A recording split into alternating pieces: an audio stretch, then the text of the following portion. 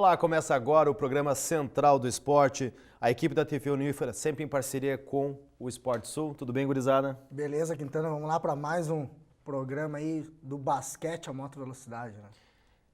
Repercutindo aí, né, nossos atletas, desempenho dos atletas e clubes nesse final de semana, Quintana. A gente vai tentar, na medida do possível, falar um pouquinho pausadamente, com calma, de cada esporte. Afinal de contas, esse fim de semana foi bastante movimentado. Começando pelo Internacional de Santa Maria, que finalmente conquistou um ponto na Copa FGF Sub-19 e agora está com -2. Explica isso pra gente, Diogo. Quintana, como a gente sabe, né, como o Bruno bem colocou no último programa, o Inter perdeu 3 pontos no tribunal, estava com saldo -3, vinha de 7 derrotas e neste final de semana, neste sábado, jogando aqui no Presidente Vargas, foi melhor e conseguiu um empate. Por pouco não veio a vitória, o Inter fez o primeiro gol, né? Já no final da partida, aos 38 do segundo tempo, volante zagueiro Charles, capitão do time, aproveitou um rebote, empurrou para o fundo da rede. O Inter, como eu disse, foi melhor que Ipiranga, forte equipe do Ipiranga, que já havia até sendo a responsável pela primeira derrota do Rio Grandense na competição. Goleou o Rio Grandense? Goleou o Rio Grandense, veio aqui achando que ia ter vida fácil e não teve. O time do Inter, agora, pela primeira vez, após 8 jogos na competição, eu posso dizer que o Inter foi um time. Jogou melhor, teve jogadas, a gente está vendo alguns lances, imagens do Erickson, nosso colega do Esporte Sul, que também aqui da Unifra. O atacante Patinho, bom jogador. O Charles foi um destaque também na defesa. O Inter se impôs, criou as melhores chances, virou o primeiro tempo merecendo já a vitória, mas o gol mesmo foi sair só lá na reta final da partida, aos 38 minutos do segundo tempo. Aí o Charles pegou rebote de uma cobrança de falta, dominou a bola, ajeitou e fuzilou. Jogou. Para fazer o gol, só para completar. E aí, 4 minutos depois, veio o empate aí que tirou essa vitória.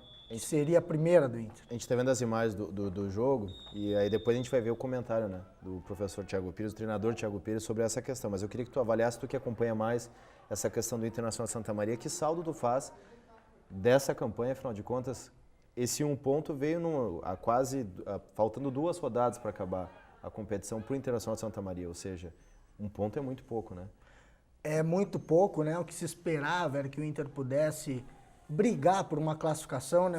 Iniciar um trabalho que, volta a falar, no Rio Grandense já acontece desde 2013, que é começar a descobrir jogadores para poder utilizar no elenco profissional, mas foi um trabalho, de certa forma, colocado que o próprio treinador vai reforçar agora aqui, né? De certa forma, ele tem razão no que ele vai falar, que não adianta nada fazer um trabalho pontual, que ele não tenha uma previsão de continuidade. E é assim que foi colocado. Buscou-se um grupo de jogadores, sabe-se lá da onde, liderados, né, pelo próprio Thiago, aí a responsabilidade é dele, que ele é o treinador e coordenador desse projeto. O Inter, na verdade, cedeu a estrutura do clube para desenvolver esse trabalho, né, essa equipe para disputar a Copa FGF Sub-19. Então foi um trabalho emprestado do Inter. Bom, vamos fazer o seguinte, vamos acompanhar o que o Thiago Pires falou sobre essa questão do empate e esse momento do Internacional de Santa Maria, e daqui a pouco a gente volta até para fazer uma espécie de um mini debatezinho sobre essa situação, esse momento do Internacional. Ele bem sincero, né? Contundente o que ele fala. Em 3 jogos que a gente teve, que a gente acabou tendo 3 derrotas negativas, a gente teve que reformular o grupo, né? A direção acabou se metendo um pouco, né? Em querer montar a equipe de base da cidade, né? E a gente acabou abrindo essas portas. E realmente, os jogadores vieram aqui e mostraram, né, o futebol, só que não adianta a gente vir aqui, faz 2, 3 meses de trabalho e depois já vai embora. Não adianta, não adianta. Esse trabalho, infelizmente, não vai servir para nada. Não vai servir para nada. Essa é a grande realidade, entendeu? Simplesmente a gente tem que terminar essas partidas aí de cabeça erguida, pelo menos com uma vitória aí que a gente sai desse campeonato. É bastante contundente, mas me parece, de certa forma, que ele não é que ele exime a sua culpa, mas ele meio que transfere a culpa mais para a questão do grupo de jogadores. Teve algumas partes que a gente não colocou, onde ele foi até bastante agressivo, ele falou, em relação a alguns jogadores de forma pontual. Ele é aquela situação, né? A gente imagina uma coisa, mas na realidade, às vezes, muitas vezes é bem diferente, né? Ele esperava talvez um respaldo maior da diretoria. A gente não sabe realmente o que foi acordado, né? Algumas coisas ficam só entre o presidente Marqueto, o próprio Thiago. Então alguns detalhes talvez nunca vá saber realmente o que eles acordaram, né? Mas o fato, para nós, chegou isso, que o Inter cederia o espaço e o trabalho todo seria realizado, desenvolvido por eles. O Inter até interveio, como ele criticou aí, mas o Inter, de certa forma, viu que não estava indo pelo caminho certo e conseguiu colocar alguns jogadores. Elias, vamos citar o Jardel, alguns atletas daqui da cidade que já participaram do elenco profissional, do próprio Internacional, que deram resultado, bons jogadores que de fato chegaram e agregaram, somaram essa equipe. E aí não sei, né, que realmente ficou esse ruído, mas já fica nas últimas declarações deles, a gente já consegue perceber que já tem um ruído. Aí é que tá, Diogo, tocou num ponto importante. Agora eu te pergunto aqui, quantos jogadores desse plantel vão ficar no próximo ano? Tocou no jogador Jardel, o próprio Charles, já que tinha cruzado pelo Inter de Santa Maria.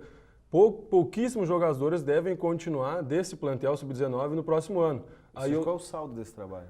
Aí é que tá, a formação dos jogadores é a principal meta nas categorias de base. O resultado é consequência do trabalho, né? O resultado não está vindo. E a formação dos jogadores está acontecendo? A gente pode calcular isso, botar na balança realmente ao fim dessa participação. Se ficar com os jogadores próximo ano, se contratar 20 agora e mandar esses 20 embora, como já tem feito, já foram dispensados, já contrataram, já dispensaram jogadores, a gente tem que ver, eu acho que no futuro, desses jogadores, quem vai ser usado? Algum vai ser utilizado, nenhum vai ser utilizado, aí a gente pode botar na balança se realmente essa participação foi válida ou não do Inter de Santa Maria. Chama atenção essa questão desse comentário dele no fim, porque afinal de contas ele vem realizando trabalho, é próximo de entregar, digamos assim, encerrar a participação do Internacional e dar uma declaração de certa forma eximindo a sua culpa. Chama atenção até pela postura contrária da nossa próxima notícia. O Lucas Fossati permanece no Rio-Grandense. Chegou a ser noticiado na quarta-feira após o resultado negativo, foi um empate, não foi nenhuma derrota em casa. Ele chegou a anunciar que estaria saindo fora, pediu demissão. Ele reviu a situação, deve permanecer, ele anunciou que vai permanecer. Uma postura totalmente diferente dessa adotada pelo Thiago Pires. Curiosidades do futebol, né, Quintana? O treinador colorado conquistou seu primeiro ponto neste final de semana e o do Rio-Grandense faz uma campanha excepcional na competição, né? 4 vitórias, 2 empates, apenas uma derrota, que foi para o Ipiranga, que nós já citamos aqui, e ao fim desse empate, na última semana, contra o Santo Ângelo, colocou o seu cargo à disposição. Ele alegou que não via mais evolução na equipe, que a equipe não estava correspondendo aos seus treinamentos táticos, aos seus treinamentos técnicos, que a equipe não estava evoluindo. Logo, imediatamente, após a partida, após o apito final, um pouco de cabeça quente, colocou o cargo à disposição. Minutos depois, conversando com os encarregados do departamento de esportes amadores do Rio-Grandense, que cuida dessa parte das categorias de base, o Sérgio Silva, vice-presidente de esportes amadores, ele mesmo colocou, não, vamos conversar com o Lucas, ele é o nosso treinador. Como tu falou, né, Quintana, estamos na reta final deste primeiro turno da Copa Federação Gaúcha de Futebol e trocar um treinador que está fazendo um bom trabalho no Rio-Grandense seria temerário, né?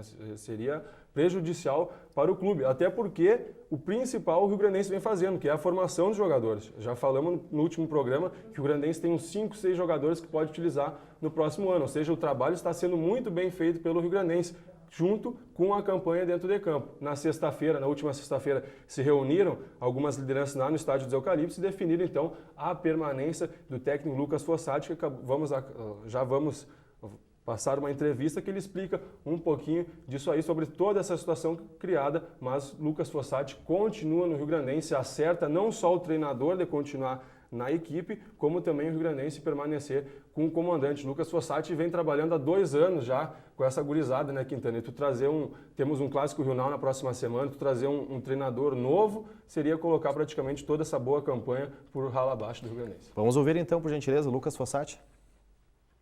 Eu fiquei muito chateado com o meu trabalho nesses 2 últimos jogos. E não via mais condições de fazer com que a equipe melhorasse. Eu não conseguia enxergar isso, entendeu? E eu não podia prejudicar os meninos.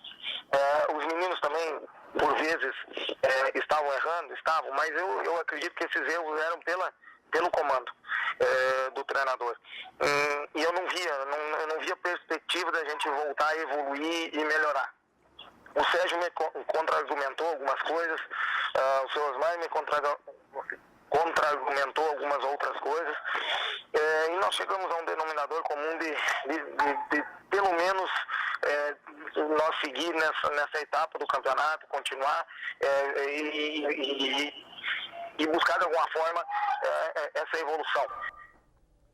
Tá, então, o treinador Lucas Fossati, de Rio Grandense? É isso, né, cara? Só para complementar, o que o Bruno coloca é perfeito. Independente do resultado, o trabalho tem que ter uma continuidade. O mais importante é trabalhar esses meninos para que eles possam vir a servir um elenco profissional e que não aconteça isso, né? Que a cada dezembro, janeiro, os clubes saiam atrás de 30, 40 peregrinos da bola que venham aqui fazer um trabalho e saiam de novo. Que pelo menos 4, 5 ou 6 estejam já aqui na casa, já conheçam o clube, já alimentem aquela vontade, aquele amor à camisa, né? Que a gente já nem vê muito nos clubes do interior. Então é isso.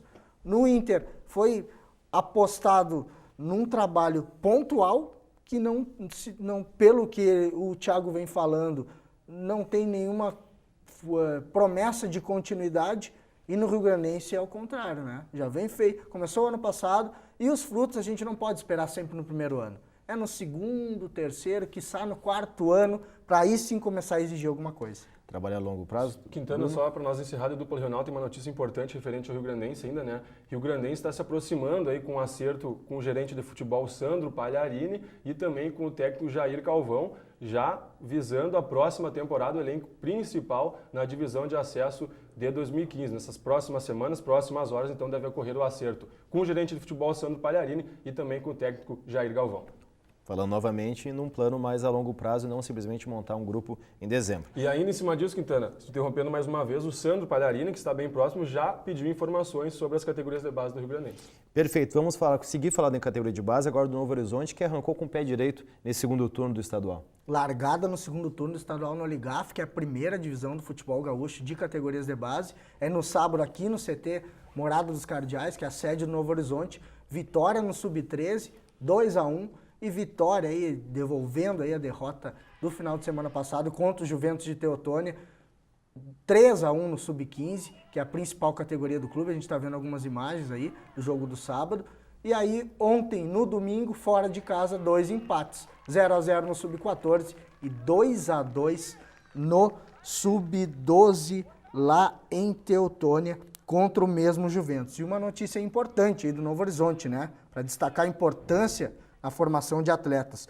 Eles que têm uma parceria com o Inter de Porto Alegre, 4 meninos, 3 do Sub-12, 1 do Sub-11, o Matias, que venceu o ano passado o Prêmio Esporte Sul de categorias de base, um atacante excepcional, estão indo para o Inter de Porto Alegre nessa semana. É o Eduardo Tanque, o Gabriel e o Douglas, do Sub-12 e o Matias do Sub-11, mais 4 meninos de Santa Maria estão indo para o Inter. Eu faço um convite para vocês para a gente debater num próximo programa, que a gente tem um monte de notícias indo para esse, para a gente discutir justamente sobre essa formação de categoria de base, que o clube que melhor revela os jogadores desde o início, que a base é feita justamente na adolescência, o Sub-19 já é um pouco, quem deu certo, quem não deu, não vai ter uma oportunidade maior. Sub-19 já, né? O Novo Horizonte tem a melhor revelação, tu vê, os principais jogadores não ficam aqui, né? Tem essa parceria com o Internacional, ou seja, será que Santa Maria, os clubes do Rio Grandense e o Internacional poderiam fazer uma categoria que antevê essas categorias maiores, mais velhas, Sub-19, Sub-17, mas isso fica para um outro programa, essa provocação, porque a gente ainda tem a Copa Regional de Futsal Santista, Copa Regional Santista de Futsal, que reuniu muitos atletas no fim de semana. Exatamente, que está no aniversário da Ser Santos, né, um dos times santamarenses mais tradicionais, seja no futsal ou no futebol de campo. Comemoração dos 24 anos dessa equipe, então, ocorreu a Copa Regional Santista de Futsal, né? Mais de 400 jovens lá nas quadras do Centro Desportivo Municipal, 14 horas de futsal, Quintana. Para te ver aí, quem saiu ganhando realmente foi o futsal santamariense. E além de Santa Maria, participaram aí cidades como São Cepé, Formigueiro, Tupã, Seretã, São Martinho da Serra e também Mata, totalizando 98 jogos, realmente um sábado de muito futsal lá no CDE. Perfeito, então a gente vai finalizando as notícias do primeiro bloco do Central do Esporte. E em seguida a gente tem moto velocidade, tem o rugby também, a agenda do fim de semana. Não saia daí.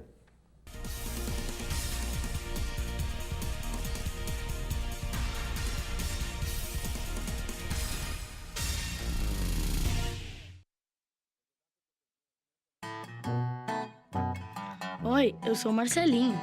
Eu tenho algo para contar a você. O meu amigo é um leão, mas as pessoas duvidam disso. Já tentei convencer a todos, mas eles não acreditam. Será que eles não conhecem o São Brás? Se eles conhecessem, poderiam fazer novos amigos também, assim como eu. Faça a sua parte, adote um amigo. Segundo o INCA, há em torno de 500 mil pessoas com câncer no Brasil. Estima-se que em torno de 70% das crianças com câncer podem ser curadas. O estado tem apresentado um declínio em óbitos por câncer entre as crianças. Infelizmente, o câncer ainda não tem cura, mas podemos amenizar a situação. Por isso, pedimos a sua ajuda. Seja um amigo do CAC, apoie essa ideia e ganhe um selo do projeto. As doações podem ser feitas através de contas bancárias ou no local. Mais informações, acesse o site ou ligue 3226 4949. Empresa Amiga tem este selo, tem o seu.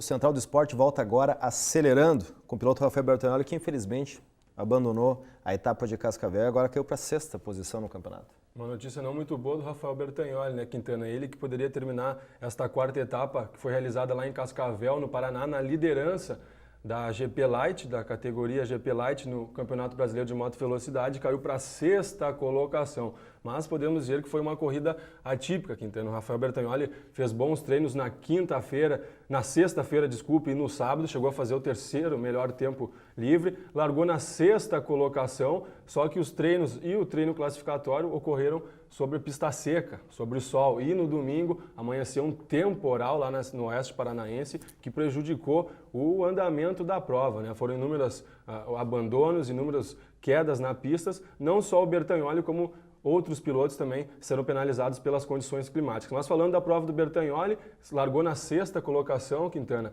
se manteve na 6ª colocação nas primeiras voltas, chegou a passar para a 5ª colocação, mas a partir dali só foi perdendo velocidade e também posições. A gente notava que o Bertagnoli não estava à vontade na pista por conta desta forte chuva, realmente era um temporal na hora da largada da GP Light. Foi caindo de posições, 6º, 7º, na metade da prova estava na 8ª colocação e uma volta depois abandonou, faltando 7 voltas para o final. Teve que abandonar. Falei com o Bertagnoli, logo vamos escutar aí uma breve entrevista com o piloto.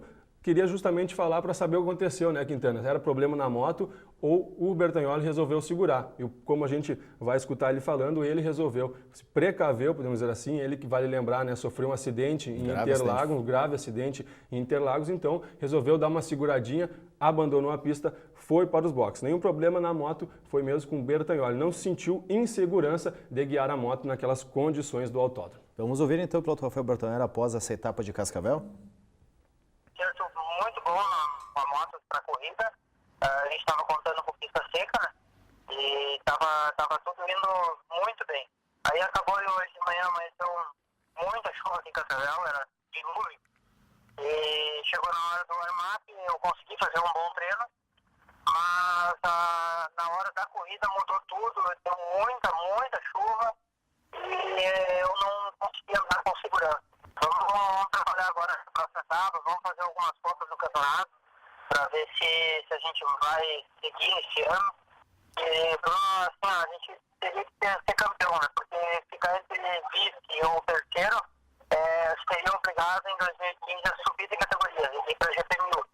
Então seria até precipitado uma decisão agora, mas se a gente tiver que subir de categoria não sendo campeão, não valeria a pena. Então a gente vai dar uma repensada, vamos conversar aqui com o Bolinha, chegar em casa, conversar com a família também. Vamos ver o que a gente faz, se a gente segue treinando ou se a gente segue treinando e se preparando para ano que vem vir com o posto final na categoria Light. Tá, então o Bertagnoli, né, pedimos desculpas aos nossos telespectadores pela qualidade do áudio. O Bertagnoli nos atendeu enquanto retornava de Cascavel para Santa Maria, mas está aí, né, Quintana? E no final dessa entrevista, um ponto importante, né? O Bertagnoli coloca em xeque a sua participação na próxima etapa, na 5ª etapa, que será lá em Goiânia, no dia 21 de setembro. O Bertagnoli, como a gente falou fora do ar aqui, é um verdadeiro guerreiro, né? É na base do amor que ele vem correndo, como ele falou, vai conversar com a sua equipe, vai conversar com a sua família para ver se teria condições de seguir nesse Campeonato Brasileiro de Moto Velocidade.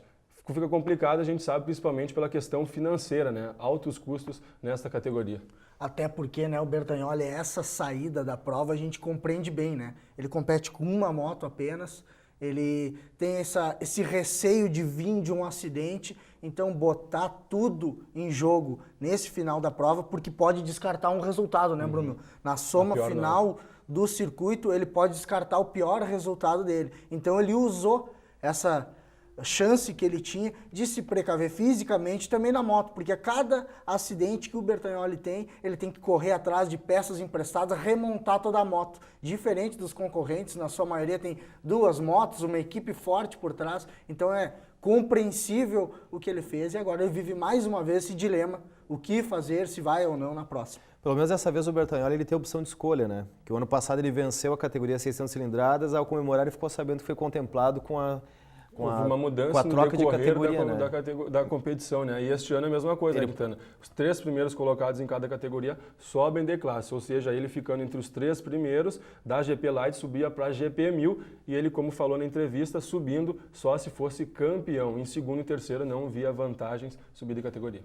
Pelo menos esse ano ele vai ter a opção de escolher, ele vai ver que em condições está a moto, a equipe para escolher. Vamos então mudar de esporte, vamos para o rugby, o Universitário Rugby Santa Maria, que venceu um torneio amistoso preparativo para o estadual. Isso aí, Universitário Rugby, nossos amigos lá, o Maurício Rocha Ribeiro, do técnico Brian Bakes, participou de um torneio em Guaíba, Quintana, como tu falou, preparatório para o Campeonato Gaúcho de Rugby Sevens, que começa lá em novembro. E lá em Guaíba, 100% de aproveitamento da equipe santamariense. Foram 3 vitórias, todas elas em sequência, né? Contra a Associação Pampas Rugby, lá de São Leopoldo, por 22-7. Na segunda partida, o Universitário encarou o Minuano Rugby Clube, que venceu por 27-7 e na última partida, vitória por 29-0 sobre o Predadores de Guaíba, eles que eram os anfitriões desse torneio. Vamos escutar agora então o que diz aí o capitão Maurício Rocha sobre a participação do Universitário nesse torneio amistoso. Foi um teste pra gente, porque reunir o grupo que está treinando e colocar em prática o que a gente está fazendo e ter esse resultado positivo foi muito bom. Mesmo sendo um torneio amistoso, a gente levou bem a sério, tanto que vencemos as 3 partidas, todas com... não sei se nesse torneio estava fazendo o ponto bônus, mas todos os jogos marcamos mais de 4 ou mais tries, então jogamos o tempo inteiro, né, os 14 minutos, buscando sempre pontuar, que é o objetivo do jogo, é o objetivo do Seven, não baixar o ritmo, né? E a gente conseguiu manter esse ritmo nos 3 jogos. Então, com os 3 resultados positivos, a gente saiu campeão. E é uma alegria a mais, né? Já que a gente veio num torneio que ficamos em segundo lugar, eu acho que começamos bem essa preparação para os Sevens agora. A gente tem, pelo que eu sei, a gente tem mais alguns jogos amistosos aí, tem de 15, tem de 7, previstos antes do Campeonato Gaúcho no final do ano. Parabéns à gurizada do Universitário Rugby Santa Maria. E temos também notícias para finalizar do basquete nesse fim de semana? Final de semana de sol aqui na região central, teve, além da Copa Santista, outro torneio envolvendo aqui, integrando os atletas, os praticantes de basquete aí no ginásio do Corinthians.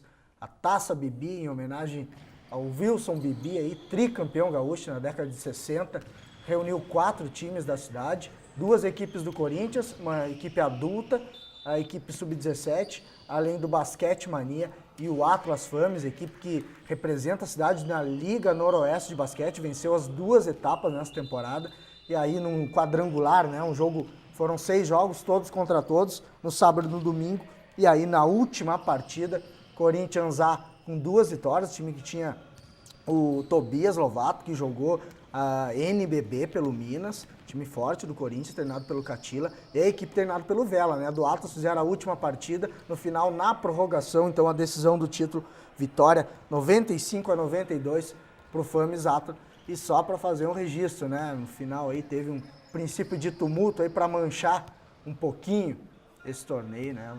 Vamos lamentar aqui um pouquinho, né, galera? Vamos controlar um pouco os ânimos. Com certeza não foi isso que o Pietro, o Catila ali, o Paulo Jordano, o pessoal do Corinthians queria nesse torneio. Mas está feito o registro. Bom final de semana de basquete também aqui em Santa Maria. Outro assunto que no futuro abordaremos aqui é justamente esse comportamento, a questão da violência nos estádios, que afinal de contas não é mais rara essa notícia e está cada vez se tornando mais frequente, o que a gente tem que lutar como jornalistas esportivos totalmente contra essa situação. Mas vamos agora então à agenda do esporte, o que nos espera neste fim de semana? Começando então pela Copa Federação Gaúcha de Futebol Sub-19, domingo de clássico em Santa Maria, clássico Rio Now, pela competição estadual lá no estádio Presidente Vargas às 15 horas da tarde. Estadual Sub-17 de futsal no sábado, o América recebe a RBF às 15 horas no Franciscão, aqui pertinho da Unifra. Também pelo estadual Sub-17, no sábado é a vez da Associação Amigos do Rio Grandense receber a AFA no ginásio Doreco às 16 horas. Seguindo o estadual de basquete Sub-14, o Corinthians tem uma maratona de jogos, sexta e sábado, fora de casa. O Sub-14 enfrenta a Sojipa, o Campo Bom e o Grêmio Náutico União. E o Sub-17 enfrenta a Sojipa, o Grêmio Náutico União e o Colégio Sinodal de São Leopoldo.